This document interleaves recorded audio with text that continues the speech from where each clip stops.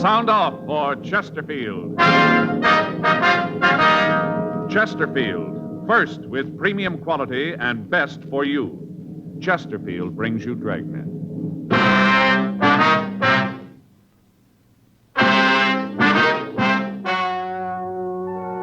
Ladies and gentlemen, the story you are about to hear is true. The names have been changed to protect the innocent.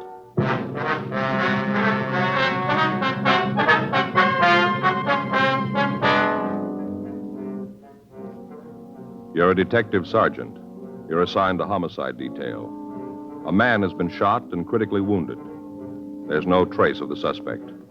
Your job, find him.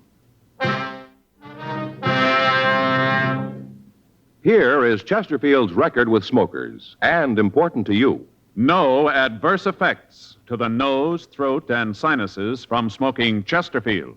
That's the report of a doctor who has been examining a group of Chesterfield smokers for a full year and 2 months as a part of a program supervised by a responsible independent research laboratory. Don't you want to try a cigarette with a record like this? Chesterfield. First with premium quality. Chesterfield. First choice of young America. And that's from a survey made in 274 colleges and universities. Try Chesterfields today. Chesterfield, regular or king size. They're much milder and best for you.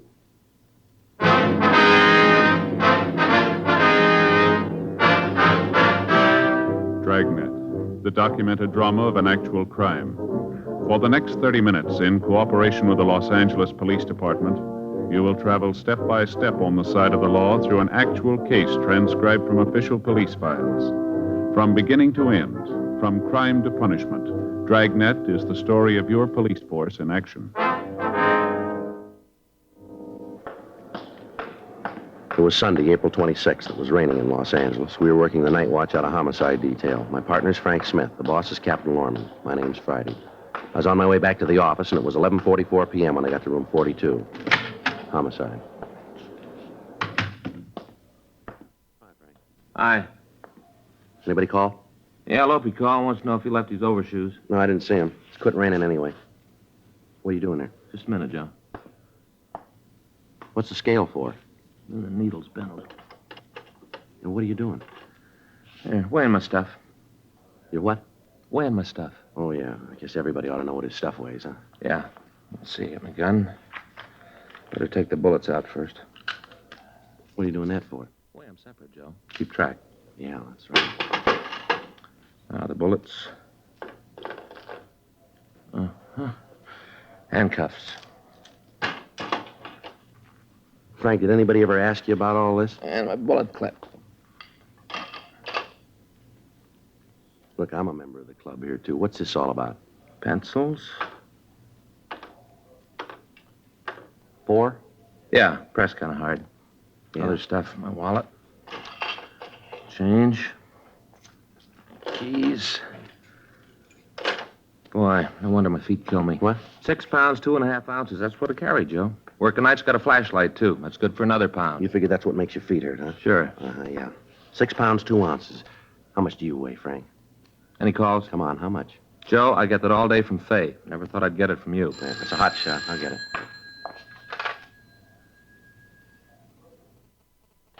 What do you got? Shooting on East Berendo. 11:45 p.m. We swung out of the City Hall garage and headed south on Main Street. The streets were still wet after the rain. Code 3, red light and siren. And even with that, driving a fast car is no picnic. You can be wrong at every corner. Big buildings to block off the sound of your siren. Cars to shield the red light from oncoming motorists. It's no fun. There'd been a shooting and we had to get there.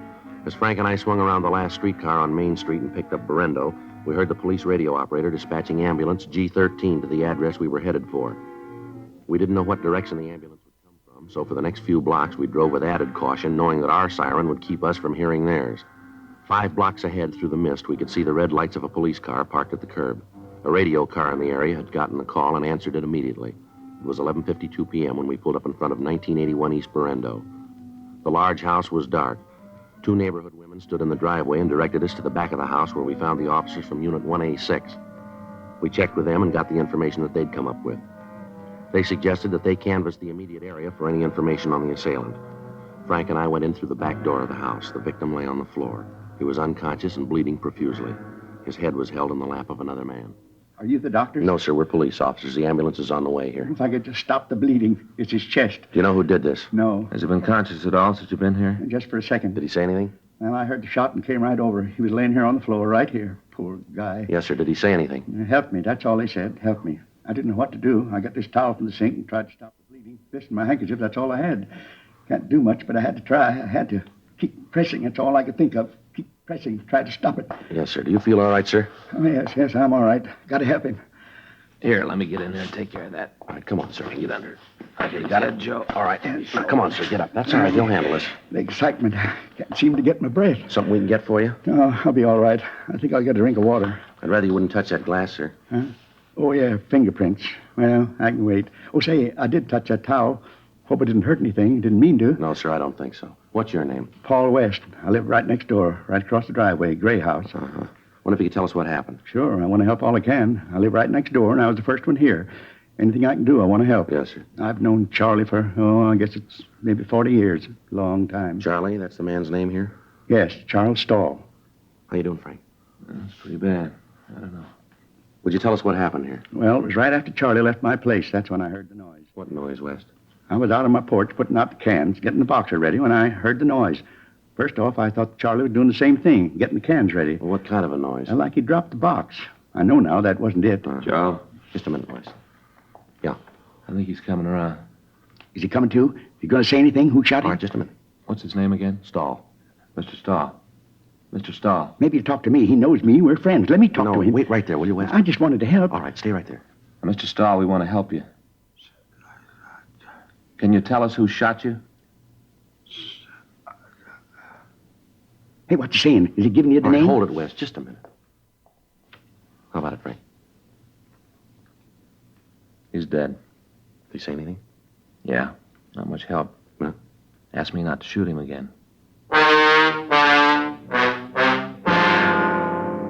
It was a couple of minutes before midnight when Charles Stahl died in Frank's arms. According to the next-door neighbor, Paul West, the victim was 55 years old. He was not married, and he lived in the big house on Berendo by himself. The ambulance crew returned to Georgia Street Receiving Hospital after making out a DOA report, and the coroner's office was asked to pick up the body. 12 minutes later, coroner's deputies Maxwell and Martinez arrived. Before the murdered man's body was removed, the crew from the crime lab photographed the scene, and Frank and I signed the property receipt for the money and the personal effects found on the body. We asked the crime lab to check a .32 caliber Smith & Wesson revolver found on the floor under the kitchen stove. There was one empty cartridge in the cylinder. We put in a call to gun records, but we found nothing on the gun. A call to R&I on the victim of the shooting turned up nothing. Latent fingerprints found nothing on the murder weapon. The crime lab crew found no footprints in the ground near the house, but they did find several marks of tire tracks and one good impression left in the moist dirt in the alley behind the house. A plaster cast was made of the imprint, and it was returned to the office to be booked as evidence. We checked with the officers in Unit 1A6, but they said that in canvassing the neighborhood, they'd been unable to come up with any new leads. 12:21 a.m. We checked back into the house, and we talked to the neighbor, Paul West. What kind of a job did Stahl have? Owned a print shop, Stahl Press, over on the east side. Was he in business by himself? What do you mean? Well, did he have any partners? No, Charlie owned it right out. Had the pink slip, you might say. Mm-hmm. Can you give us the address? Sure, biggest print shop on the east side. Printed just about everything. Posters, display cards, things like that. He gave me some cards last Christmas. Here, take a look. That's my name, embossed. Yes, sir. Did it himself. Mm-hmm. That's very nice, sir. Can I have that back, please? Oh, sure. Here. Embossed. Anybody in the shop with him? Any employees? Well, there's the Becker kids, Pete and Alvin. They work in the shop, do they? Yeah, I've been with him. I guess it's been about 5 years. How's he get along with them, would you know? Fine. I never heard about any trouble. I've been kind of friends with the family. Charlie was pretty fond of them. Did he have any personal enemies, maybe because of the business? No, not that I know of. Uh-huh. How long did you say you've known Stahl? Been about 40 years. We grew up together. I see. His father and mine built these houses at the same time. Charlie and I went to school together. Belonged to the same clubs. We were soldiers together. Served in the 146th Field Artillery in the war. Was that the last war, sir? Oh, no, the big one. First World War. Oh, I see. Came back and we lived right here, side by side, all this time. We've been friends, Charlie and me. Good friends. You got to catch the person that did this. You got to get him. You said earlier that Stahl had been over to your house tonight. Yes, that's right. Did he have any special reason for the visit? Well, he didn't need a reason. Charlie was always welcome. Always. Well, yes, sir, we understand. Of course, tonight's Sunday. We had a game. Sir? Bridge. Always play bridge on Sunday night.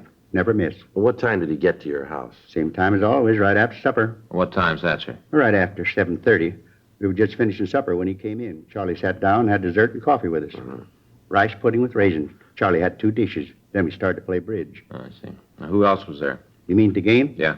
Oh, just Rose and Paula. Rose is my wife and Paula's my daughter. Anything unusual happened tonight? Just once. Yeah, what was that? Well, a bit of grand slam in spades and made it. Even with Rose. 7 spades. Well, that's not exactly what we mean, West. Pretty unusual. Yes, sir, but did anything happen with Stahl? Sure. He almost hit the ceiling when we made it. Got pretty mad, did he? Sure. Since we've been playing, most he ever did was make a little slam. Mm-hmm. He went right home after that. I guess that's when he went out to empty the cans. Anyway, that's when I heard the noise. That was the shot, sir. It must have been. I didn't know it at the time, but I guess that's what it was. What'd you do after you heard the shot? Well, now, at the time, I didn't know what it was. I thought maybe Charlie had fallen and hurt himself. I looked over at his place, but there wasn't any lights on. I went out to the curb with a box of cans. Came back. I didn't see Charlie, so I walked over. I see. I called to him, asked if he was all right. Didn't get no answer, so I came in. Found him right on the floor, where he was when you came in. You're the one who put in the call, is that right? Yeah, I called the operator and told her to get an ambulance right over that Charlie had been shot. Told her to send a policeman. Now, what time was it when Stahl left your house? Do you Oh, it remember? must have been about 11:15 or so. Earlier than usual. We always play almost to midnight. I guess Charlie got miffed about the grand slam I made, and then Paula kidded him about the woman. What woman is that? Oh, it wasn't anything. I went out and looked. Nobody there. Sir? A couple of times Charlie thought he heard a woman coughing outside the window by his house. I went over to the window, looked out there, but there wasn't anybody there. Well, did you hear this coughing? No, not really. After Charlie started talking about it, I thought I did, but when I went out to look, there wasn't anybody there. His imagination, that's all. He was mad because of the slam. Well, did you hear anything at all when you were out and back? Huh? Well, when you went into Stahl's house, did you hear anybody around? A car, maybe? Something like that? No, not a soul. Now, Wes, could somebody have gone out the front of the house when you came in the back? Wouldn't seem it could be. I'd have heard him if they did. Well, then you'd say that whoever shot Stahl wasn't in the house when you went in, is that it? Pretty sure about that. Of course, they might have left before I went in. Sir? Well, I'd already took the box of cans out front after I heard the noise. If there's anybody in the house, they could have gotten out then. But you didn't see anybody, did you? No, nobody at all. Do you know if Stahl has any relatives in Los Angeles? No. He hasn't, huh? Hasn't got any place. None at all. Always kind of worried him. Why is that? Well, he used to say he didn't have any folks to leave his things to. The house, print shop. Mm-hmm. He made a will, though. All legal with a seal and all. Official. He used to talk to me about it. I see. You know who the beneficiary was, would you? Not now. What? Well, I knew who it was, but he said he was going to change it. Said he was going to put a new name on. Well, did he say whose? Nope. Just said I'd be surprised. We looked through the victim's desk for the will. In one of the bottom drawers, we found a locked tin box. In a box of paper clips, we found a key that fit. In the top liner of the box, there was a Purple Heart ribbon and an American Victory Medal from the First World War. In the bottom of the box, there were several government bonds and the will. In it, he left the house and the rest of his possessions to a Mrs. Margaret Becker. The print shop and the business he left to Mrs. Becker's sons, Peter and Alvin. The will was dated 3 years previously. On a separate piece of paper, we found an address for a Mrs. Margaret Becker, the Lone Star Motel on Sepulveda Boulevard. 12:40 a.m., we affixed the public administrator's seal, which the coroner's deputy had left with us, to the door of the victim's house. We talked with the wife and daughter of the neighbor, Paul West. They confirmed the story he'd given us. On the way to talk to the Becker woman, we stopped and called the office. They checked the name through R&I, but they came up with no identification. We called Sergeant J. Allen at the crime lab, and he told us that the tire marks found in the rear of the victim's house were made by 3 B.F. Goodrich tires and 1 truck tire. He said that the cast they'd made was of the truck tire, as it was the only one they could lift, and that it was made by the left front wheel. There was a car parked in front of the manager's cottage. The registration listed Margaret Becker as the owner. Legal the same. We checked it. Motor's cold. Yeah, tires don't match. Well, nice try. Yeah, let's go. I get it. Late. Yeah. 1:15. Probably asleep. What's the matter? Can't you read? Sign says no vacancy. That means full up. N-O, that means no. Waking somebody at this hour? Yes, ma'am. And don't we're- ask me if I know someplace where you can stay because I don't. Good night. Just a minute, Miss Becker. How do you know my name? Police officers. Well, what do you want around here? I run a clean place, no trouble, license all paid up, nothing wrong. We'd like to talk. What about? You know a man named Charles Stahl? What are you asking that for? We'd like to know. And I want to know why you're asking. What's this all about? Anything wrong with Charlie? That why you're out here? Yes, ma'am. What's wrong? It was pretty serious. Well, go ahead, you can tell me. Well, he's dead, Miss Becker. Come in. Thank you. What's the matter, Margaret? Who are these fellas? Who are you? What are you doing here? They're policemen. Well, we don't need you. We got the whole thing cleaned up. We took care of it ourselves. Nobody sent for you. We took care of him. No, Daddy, they're here about Charles. Charlie Stoll? Yes, sir, that's right. Charlie here?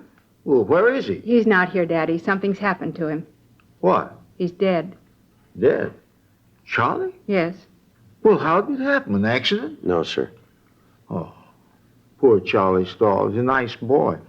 Too bad. I thought you was here about the fella number 8, the loud one. What's that, sir? A man from Texas came in tonight pretty drunk. We had to take him in. Daddy put him to bed. He was pretty drunk. Heavy, too. That's what he thought you were out here for. Couldn't even get out of his car. Margaret had the pocket for him. Loud, real drunk. Wore his pants inside his boots. What was it you wanted to see me about? There's a few questions we'd like to ask you. About Charles? Yes, ma'am. When was the last time you saw him? Must have been a couple of weeks ago. I saw him last week, April 22nd, went fishing down at the pier. Miss Becker, what was your relationship with Stahl? Good friends, that's all. We knew each other almost all our lives. I used to live next door to him. Went through school together. I always thought they were going to get married. Charlie was a good boy. You see much of him lately? No, not too much. I've been busy here with Daddy, and Charlie's had other things to do. Moved next door to him on December 14th. Exactly 42 years ago come winter. You know if he had any enemies, ma'am? No, can't think of anyone who didn't like Charlie. Didn't catch anything at the pier. Bad bait. You've been home all evening, have you? Yeah. Why'd you ask that? Well, it's just routine. You think I had something to do with it, that it? No, ma'am, we don't. Pinheads, that's what you need. I beg your pardon, sir? Pinhead anchovies, that's what you need for pier fishing. You say it's routine, but I don't like you coming in here, waking us up with all these questions.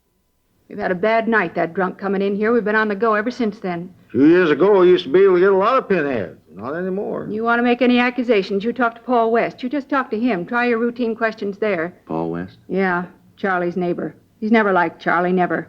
Anyone hurt Charlie, it was Paul. Why'd he say that, Mrs. Becker? Years ago, Charlie was sweet on Paul's sister. On the way back from the beach one night, there was an accident, and Paul's sister was killed. Never forgave Charlie. Always held him to blame. Well, why was that, Miss Becker? Charlie was driving. Paul hated Charles for it. Now the thing with the daughter. Paul didn't like that either. Somebody did something to Charlie. You routine the man next door. You talk to Paul West. Now get out of here. I want to get some sleep. If you got any more questions, you come back in the morning, and I'll talk to you then. You get out of here now. Yes, ma'am. But what did you mean, the thing with her West's daughter? All right. I'll tell you that, then you got to get out of here. Yes, ma'am. A couple of months ago, Paula came home. Divorced her husband and moved home. Right away, Charlie got sweet on her. Paul didn't like it. Didn't like it at all.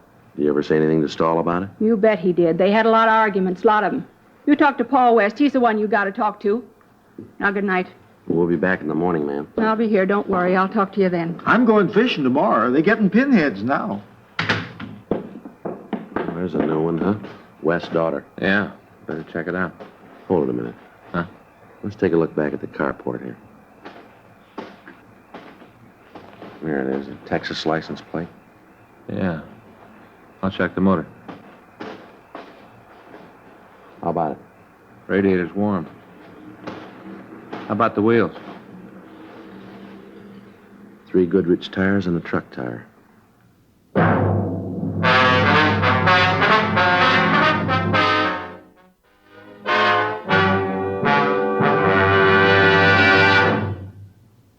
You are listening to Dragnet, the authentic story of your police force in action. Years ahead of them all. Chesterfield is years ahead of all cigarettes. Chesterfield quality is highest. Here's the proof. Recent chemical analyses give an index of good quality for the country's 6 leading cigarette brands. The index of good quality table, which is a ratio of high sugar to low nicotine, shows Chesterfield quality highest. Chesterfield quality highest. 15% higher than its nearest competitor. Chesterfield quality highest. 31% higher than the average of the 5 other leading brands. Don't you want to try a cigarette with a record like this? Chesterfield, first with premium quality and best for you. Try Chesterfield today, regular or king size.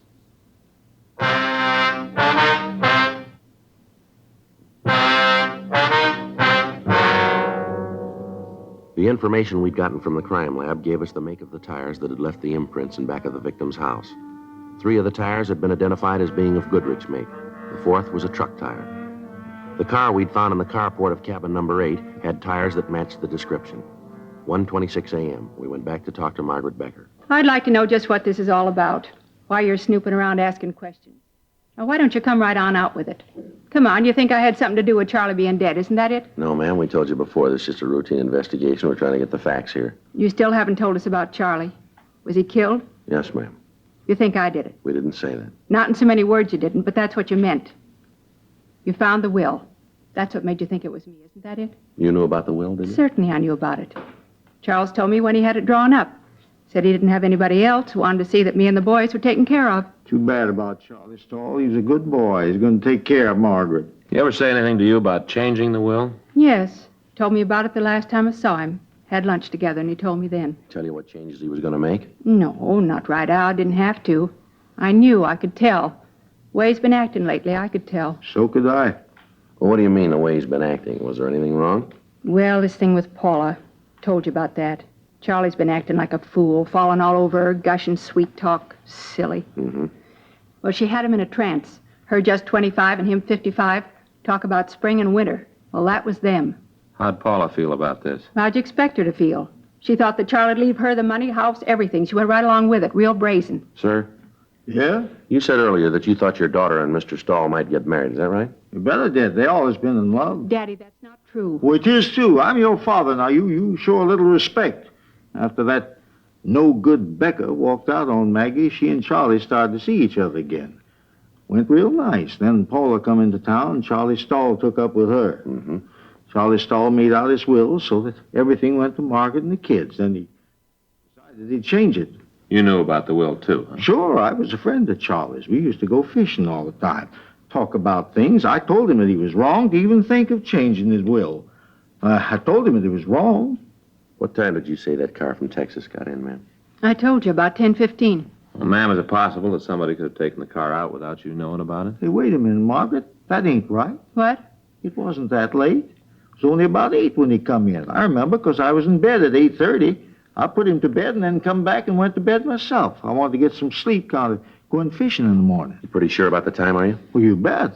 I remember because I got in bed and turned on the radio. Listened to that radio program about the detective. Fell asleep before the end. Never did find out who stole the jewels and did the murder. What was your daughter doing when you came back? Just sitting there. She went out to put the car away, and I went to bed. Mm-hmm. How long was she outside? I don't know, a few minutes, I guess. Can you tell us a little closer than that? Not very well. I told you I went to sleep. I didn't hear her come in. Miss Becker, I wonder if you'd get dressed, please. We'd like to talk to you downtown. What for? Well, we have a report from our crime lab. They found some tire tracks in back of Stahl's house tonight. They were fresh tracks. They'd been made since it stopped raining. Those tracks matched the car you got parked back there. And you think I drove the car over to Charlie's? Well, we'd like to talk about it. Why? Why'd I do a thing like that? Why'd I want to kill Charlie? Maybe because he was going to cut you out of his will. Looks like a pretty good motive. You two are out of your minds. All right, ma'am. We'll lay it out for you. You better do that. Making accusations you can't back up. The way the evidence looks, we got a pretty good case here. The way it looks, you took the car and you drove it over to Stahl's. He was next door playing cards, so you waited in the kitchen for him to come back. A couple of times you coughed while you were waiting. He heard you. He came over to the window to see who it was. Because it was dark, he couldn't see you. I haven't heard a story like that since I stopped reading fairy He tales. came home and you killed him. Then you heard Mr. West next door. He came over to see what it was. You went out the back way to the car that you'd parked in the alley, and you drove it back here. That's the way it looks to you, is it? Yes, ma'am, that's the way it looks. You figure she killed Charlie Stahl? Yes, sir. You're going to arrest Margaret? We want to talk to her about it. Oh, going to take her down to jail, huh? Yes, sir. Mm-hmm. Well, I'll go and put my clothes on. No, that isn't necessary for you to go with her, sir. Well, she's not going. What?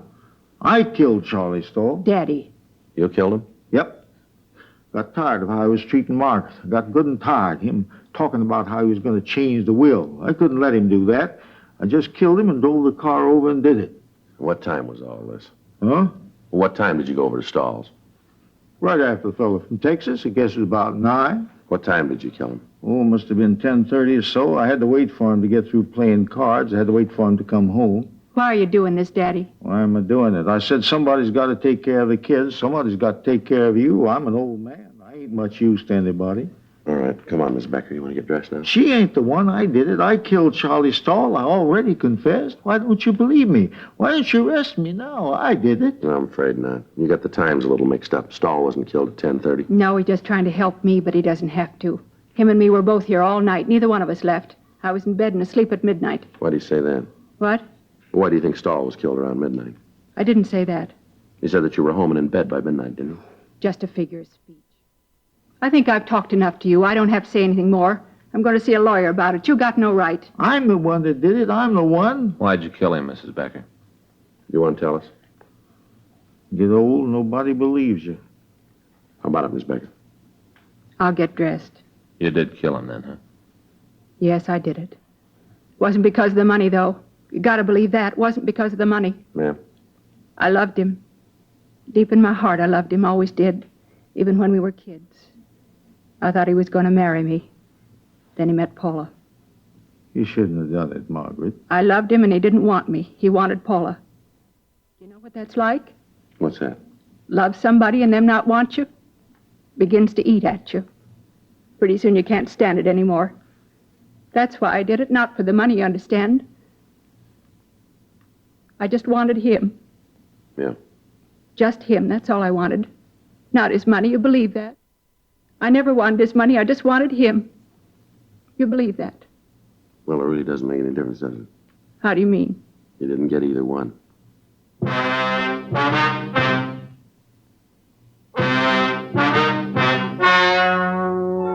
The story you have just heard is true. The names were changed to protect the innocent. On August 6th, trial was held in Department 89, Superior Court of the State of California, in and for the County of Los Angeles. In a moment, the results of that trial. Now, here is our star, Jack Webb. Thank you, George Fenneman. Friends, all of us on Dragnet are proud to be associated with Chesterfield because, believe me, Chesterfield is years ahead of all cigarettes. You just can't beat a cigarette that was good to begin with and keeps getting better all the time. But, of course, you can't find out how much you'll like them till you try them. So that's what we'd like you to do. Get a carton of Chesterfields, regular or king size. That's all it takes. I know you'll agree that Chesterfield is best for you.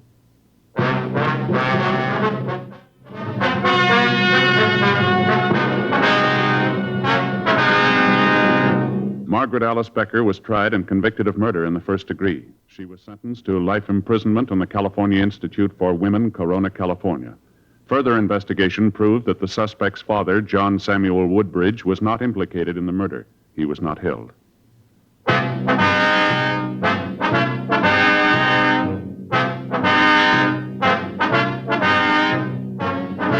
have just heard Dragnet, a series of authentic cases from official files. Technical advice comes from the Office of Chief of Police W.H. Parker, Los Angeles Police Department. Technical advisors, Captain Jack Donahoe, Sergeant Marty Wynn, Sergeant Vance Brasher. Heard tonight were Ben Alexander, Vic Rodman, Helen Klebe, Ralph Moody. Script by John Robinson. Music by Walter Schumann. Hal Gibney speaking. For a million laughs, tune in Chesterfield's Martin and Lewis Show, Tuesday on this same NBC station. And sound off for Chesterfield's. Either regular or king size, you'll find premium quality Chesterfield's much milder. Chesterfield is best for you. Chesterfield has brought you Dragnet, transcribed from Los Angeles. Have you tried new cork-tipped Fatima? It's the smooth smoke. Here's why. New Fatima tips of perfect cork, king size for longer filtering, and Fatima quality for a much better flavor and aroma. Remember, Fatima has the tip for your lips. Try new Fatima. See how smooth it is. Fatima is made by the makers of Chesterfield, Liggett and Myers, one of tobacco's most respected names.